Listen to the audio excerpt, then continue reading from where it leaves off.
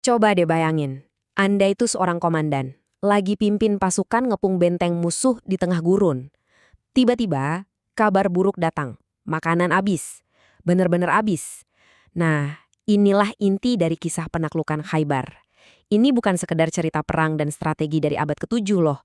Ini ini adalah kisah tentang iman dan ketahanan saat orang-orang diuji sampai batas paling akhir. Yang bikin cerita ini jadi begitu luar biasa itu sumbernya. Kita di sini nggak akan ngonongin interpretasi modern. Nggak, kita bakal langsung lihat dari teks-teks sejarah klasiknya yang menceritakan kejadian ini apa adanya. Jadi kita bisa sedekat mungkin merasakan apa yang sebenarnya terjadi waktu itu.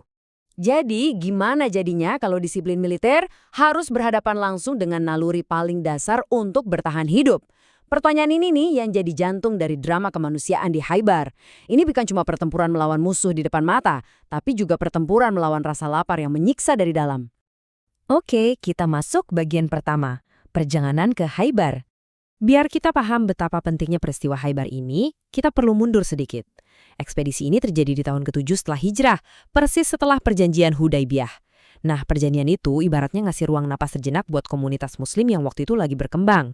Dan sekarang perhatian mereka beralih ke Khaybar, sebuah ancaman strategis yang harus dihadapi. Jadi, berangkatlah sebuah pasukan dari Madinah. Tujuannya? Khaybar, sebuah oasis yang nggak cuma subur, tapi juga merupakan kompleks benteng yang super tangguh. Bisa dibilang, menaklukkan Khaybar ini bukan lagi pilihan, tapi sebuah keharusan untuk mengamankan masa depan komunitas mereka. Bagian 2. Doa di hadapan benteng. Ya, sebelum pedang dihunus, ada sebuah momen refleksi spiritual yang sangat mendalam. Setelah perjalanan yang pastinya melelahkan, benteng-benteng Khaybar akhirnya kelihatan di kejauhan. Mungkin kita mikir, wah ini saatnya serbu. Tapi ternyata enggak. Sang pemimpin justru memerintahkan pasukannya buat berhenti. Kenapa? Karena ada sesuatu yang jauh lebih penting untuk dilakukan lebih dulu.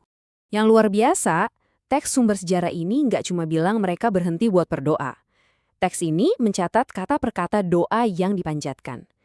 Ini ngasih kita sebuah jendela langka untuk ngintip niat dan kerangka berpikir di balik sebuah kampanye militer. Doanya berbunyi, "Ya Allah, kami memohon kebaikan desa ini, kebaikan penduduknya, dan kebaikan di dalamnya." Coba perhatikan deh, ini bukan doa untuk kehancuran atau pembalasan dendam.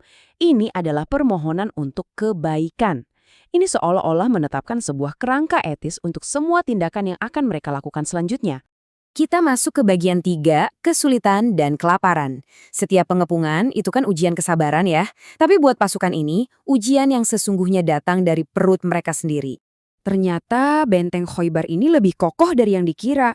Hari-hari pun berubah jadi minggu-minggu. Perbekalan yang tadinya menipis, akhirnya habis total. Tiba-tiba musuh terbesar mereka bukan lagi prajurit di balik tembok benteng, tapi rasa lapar yang menggerogoti dari dalam. Dan hebatnya, sumber-sumber sejarah ini jujur banget. Mereka nggak ngasih gambaran kepahlawanan yang serba mudah. Justru sebaliknya, mereka menceritakan dengan detail dan gamblang betapa parahnya kelaparan yang mencengkeram para prajurit saat itu. Karena didorong oleh keputusasaan, para prajurit melakukan sesuatu yang mungkin tadinya nggak terpikirkan. Mereka mulai menyembelih dan memasak hewan yang membawa perbekalan mereka ke sana, yaitu keledai-keledai mereka. Api-api pun mulai dinyalakan dan panci-panci mulai merebus. Bagian 4. Tanda-tanda pertolongan ilahi. Justru di titik terendah inilah, saat rasa putus asa mencapai puncaknya, terjadi sebuah peristiwa yang akan mengubah arah seluruh kampanye ini. Waktu pemimpin mereka melihat api-api itu menyala, dia nggak bertanya soal strategi perang. Dia justru mengajukan satu pertanyaan sederhana yang punya bobot luar biasa. Daging apa yang ada di dalam panci-panci itu? Jawaban dari pertanyaan inilah yang akan jadi ujian iman terberat mereka. Dan jawabannya ternyata sebuah perintah ilahi. Daging keledai jinak dinyatakan haram atau terlarang. Coba deh, posisikan diri Anda di sana. Perut keroncongan, udah berhari-hari nggak makan, satu-satunya makanan ada di depan mata, udah matang, terus tiba-tiba dibilang, jangan dimakan. Wah, ini ujian kepatuhan yang luar biasa berat. Hampir mustahil kan? Dan apa yang terjadi selanjutnya, ini benar-benar menakjubkan. Begitu perintah itu diumumkan, tanpa ragu sedikit pun, para prajurit langsung menumpahkan panci-panci mereka. Makanan yang sangat mereka dambakan itu dibiarkan meresap ke dalam pasir. Sebuah demonstrasi iman yang mengalahkan kebutuhan fisik paling dasar. Dan seolah menjadi jawaban atas ketaatan mereka, sumber-sumber mencatat bahwa doa untuk minta hujan pun terkabul. Hujan turun, nggak cuma ngasih air yang sangat dibutuhkan, tapi juga jadi semacam tanda yang mengangkat semangat dan memperkuat keyakinan mereka bahwa mereka ada di jalan yang benar. Oke, bagian 5, penaklukan benteng-benteng. Dengan semangat yang kembali berkobar dan iman yang diperbarui, panggung kini sudah siap untuk babak akhir, serangan terakhir. Fajar pun menyingsing di Khaybar. Bagi penduduknya, ya ini hari biasa aja.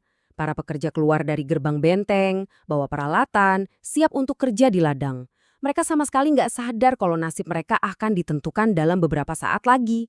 Kejutan itu benar-benar total. Sumber-sumber sejarah bahkan merekam teriakan panik mereka. Muhammad dan pasukannya! Mereka ngelihat seluruh tentara yang udah ngepung mereka berminggu-minggu, kini berbaris rapi, siap untuk serangan pamungkas. Mereka pun lari tunggang langgang kembali ke dalam benteng. Nah, di momen genting itulah sang Nabi menyerukan takbir kemenangan. Allahu Akbar, hancurlah Khaybar.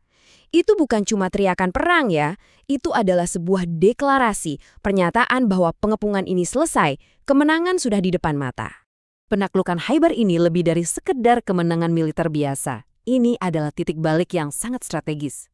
Kemenangan ini menyingkirkan ancaman besar bagi Madinah dan memperkuat posisi komunitas Muslim secara signifikan.